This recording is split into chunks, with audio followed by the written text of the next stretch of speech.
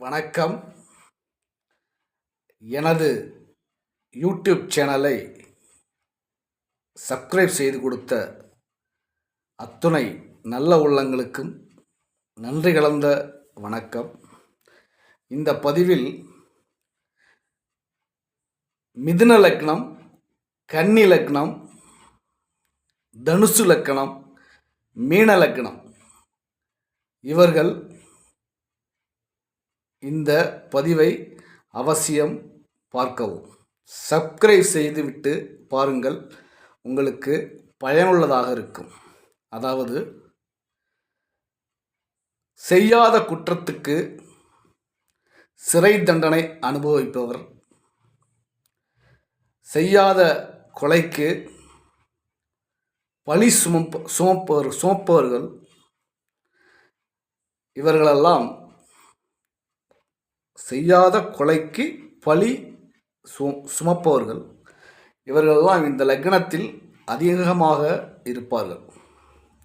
அதுவும் மீன லக்னத்தில் பிறந்தவர்களுக்கு எண்ணி 7ஆம் இடத்தில் குரு, கன்னியா லக்னத்தில் பிறந்தவர்களுக்கு அதேபோல் எண்ணி 7ஆம் இடத்தில் குரு, தனுசு லக்னத்தில் பிறந்தவர்களுக்கு எண்ணி 7ஆம் இடத்தில் புதன், மீன லக்னத்தில் பிறந்தவர்களுக்கு எண்ணி 7ஆம் இடத்தில் புதன் இருப்பவர்கள் மிகவும் ஜாக்கிரதையாக இருக்க வேண்டிய நண்பர்கள், கணவன் அல்லது மனைவி. இவர்களை கொலை செய்யும் திட்டம் அல்லது கொலை செய்யலாம் என்ற ஒரு எண்ணம் இருந்தாலே தாங்கள் சிறைக்கு செல்வது உறுதி. ஏனென்றால் இது பூர்வ ஜென்ம கர்மா. அதனால் இந்த லக்னங்களில் பிறப்பவர்கள் இந்த எண்ணங்களை மாற்றிக்கொள்ள வேண்டும்.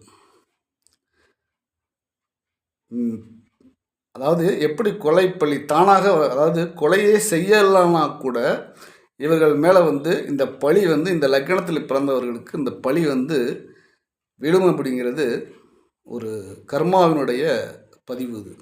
அதனால் மிதுன லக்னத்தில் பிறந்துட்டிங்கன்னா 7ல் குரு இருக்கா, ரொம்ப நண்பர்களிடத்தில், மனைவியிடத்தில், சமூகத்தில் ரொம்ப உஷாராக இருக்கணும். அதேமாரி கன்னி லக்னமும், அதேமாரி தனுசு லக்னமும், அதேமாதிரி மீன லக்னமும்.